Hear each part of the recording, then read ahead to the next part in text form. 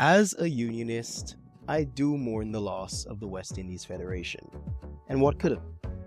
As a flag enthusiast, thank God it died. That thing was ugly. Seriously, look it up.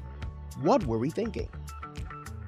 This is Disgruntled Musings, a compilation of quick commentary on the latest socio-political news and updates from across the region.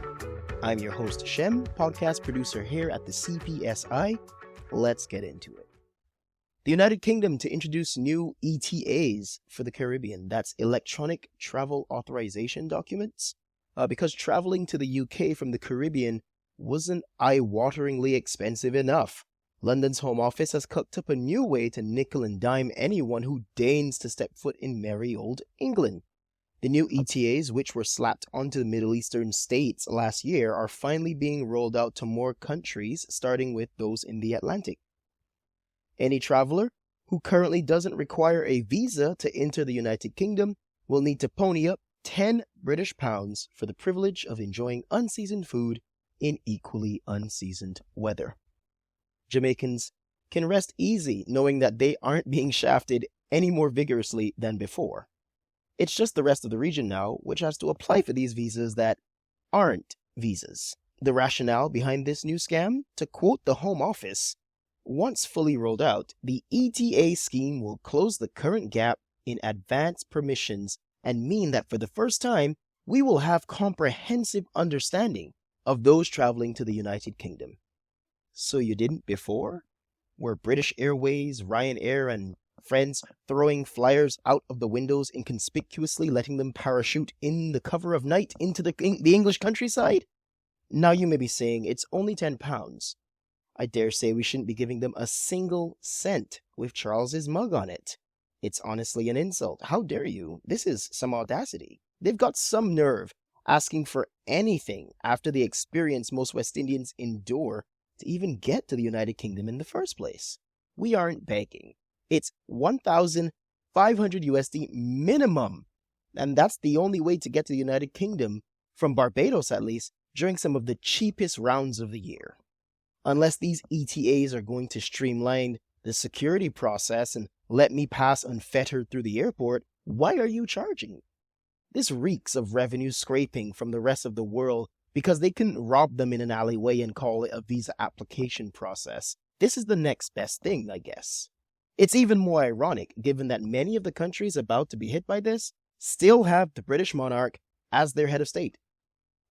The information they're going to be asking for on this ETA, quite frankly, is no different than maybe a light visa or those paper immigration forms you scramble to fill out during descent into just about any Latin American country. The difference is that Colombia isn't charging me for their logistical ineptitude.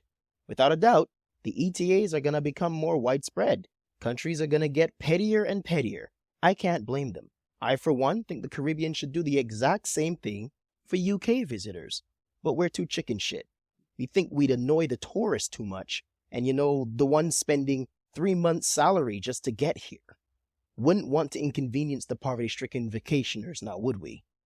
Keeping within the travel sphere, let's check in on all these new flights whizzing about the Caribbean.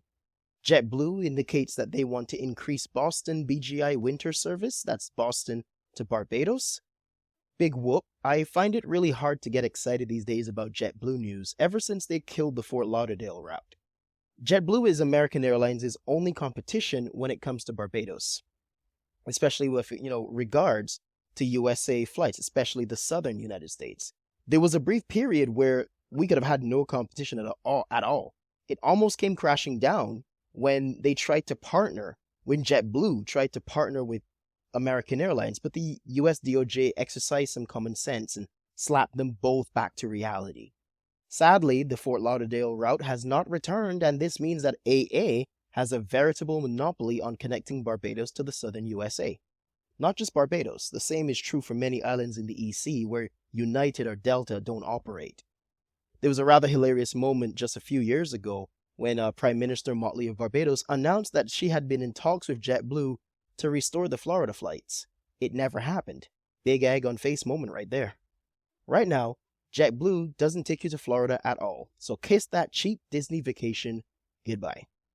This is actually why we're seeing an influx of so many travelers opting to fly through Panama via Copa Airlines instead.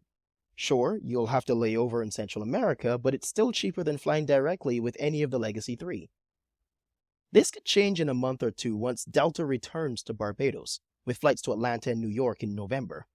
Delta had previously discontinued service back in 2016, so this could provide some much-needed competition to the incumbents.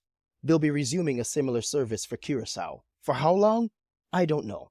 There's a recurring pattern here with these airlines either dropping or reducing service on a whimsy once the luster and promises made to them by the BTMI, that's the Barbados Tourism and Marketing Inc., wear off.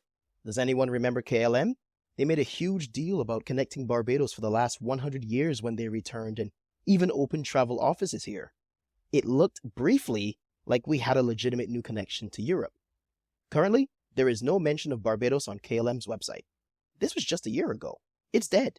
Not a word from KLM or the Tourism Authority. And this is becoming pretty common. Norse Air also started low-fare flights to Barbados. Within 3 months, all mention of those flights had vanished. It seems that no matter how many new announcements the BTMI make, service always corrects back to JetBlue, British Airways, American, and Virgin. Maybe our market is too small. I don't think that's the case. A clear trend seems to point to the underutilization of the Barbados brand. In the long term, these seasonal bursts of interest from airlines just aren't sustainable. And if Barbados continues to push itself as a strictly seasonal destination, we'll just keep adding to the rotating graveyard of routes that could have been. Oh, and I bet no one noticed that United started flying between Georgetown, Guyana and Houston, Texas. That one had all the fanfare around it back in April, but it doesn't take a genius to see it's just an airlift for American workers and oil platform expertise to get to Guyana. I mean, why Texas of all places? Is there a yee-haw curry chicken diaspora I didn't know about? Guyana's population hasn't even broken 1 million people. I don't think Texans are clamoring to see all the different variants of brown and green the country has to offer. And I'm just talking about the beaches. This lines up pretty nicely with the oil boom, I guess. That's another route to watch. Finally, during the recent Africa CARICOM Day celebrations, I really think we're making these up now, Barbados Minister for Transport Carrie Simmons continued to hint at airlinks between Africa and Barbados. They've even chartered a few flights this year to bring our continental cousins over for the independence celebrations in November. We're really pushing this Africa thing. I don't know why. Do we have access to the same maps as the government? I'm all for cultural homage and all that, but trade? South America hasn't drifted any farther from us last I checked, and that potential is untapped and ginormous.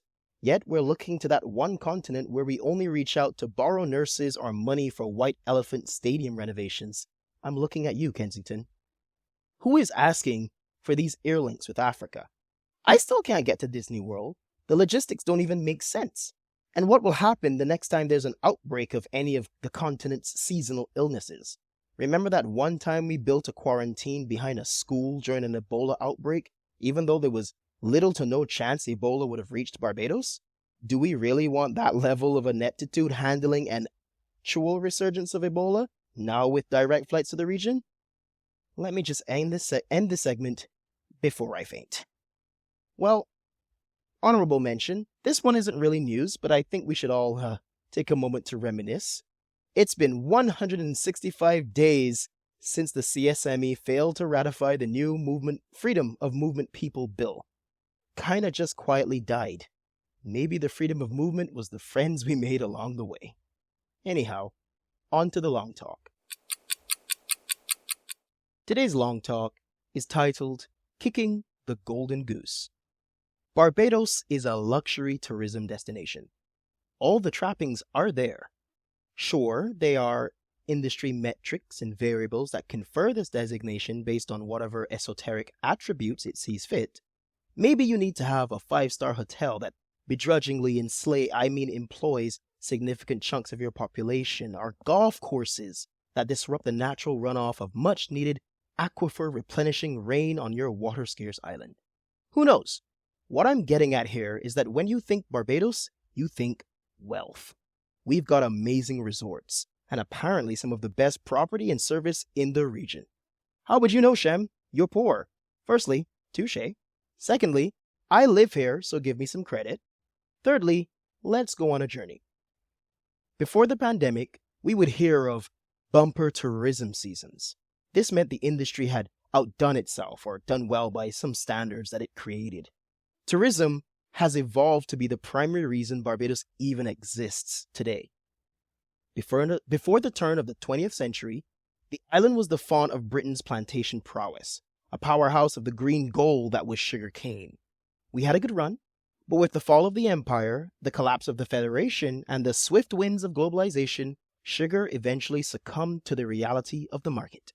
We couldn't compete with the sheer volume from the new kids on the block like Brazil and the abomination that is beet sugar. Yuck. Mummy Dearest, aka the United Kingdom, also got with the times and stopped giving us preferential market access.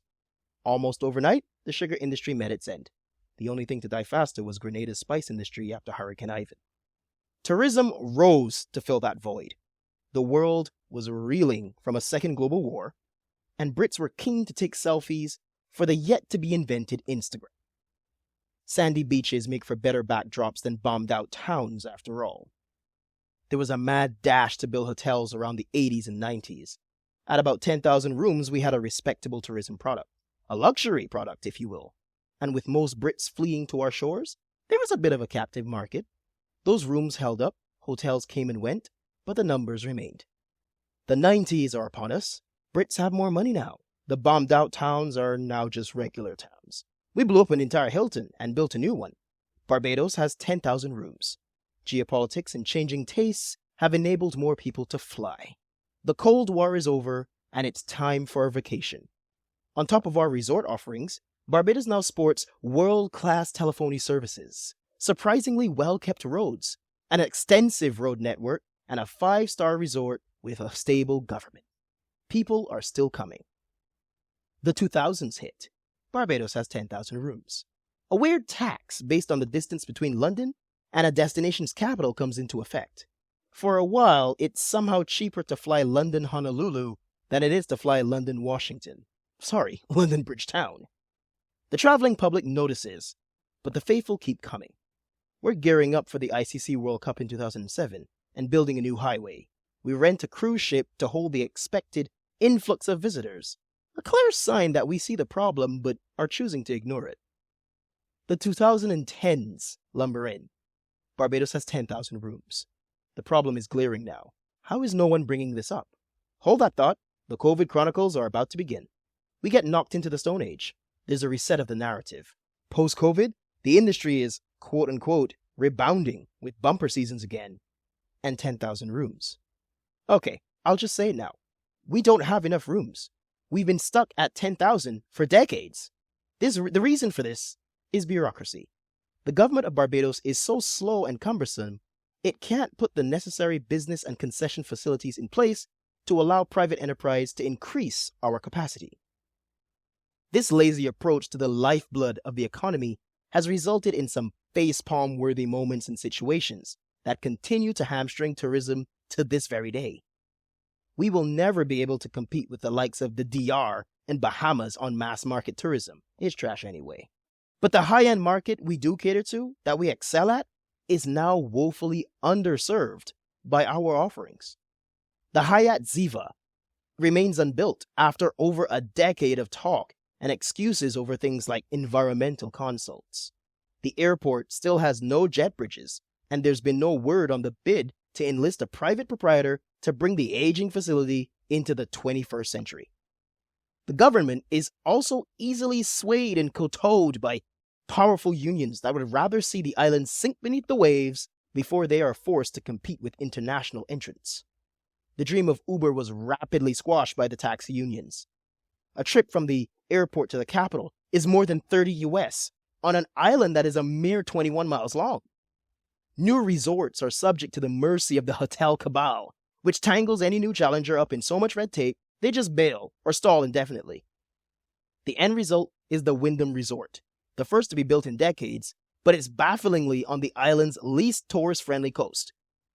The most egregious examples are the resorts that are eternally embroiled in global controversy, with the government leaving the properties to simply return to nature like a set from The Walking Dead.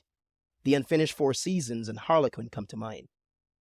Perhaps the government would be more clearly able to see its self-sabotage if the head honcho of the tourism industry, the Minister of Tourism, was a carefully selected professional rather than another crony of said government. It's rather maddening to live on an island that purports to be powered by tourism, yet treats it in this way. Tourism is technically a natural resource. We have an infinite supply of sun, sand, and sea with a fan base to match. It is laughably underutilized by a government that cannot perceive the geological gold mine it was gifted. Barbados is in the throes of an FX crunch. Not enough USD is coming in to keep the government's irresponsible spending and our way of life going sustainably.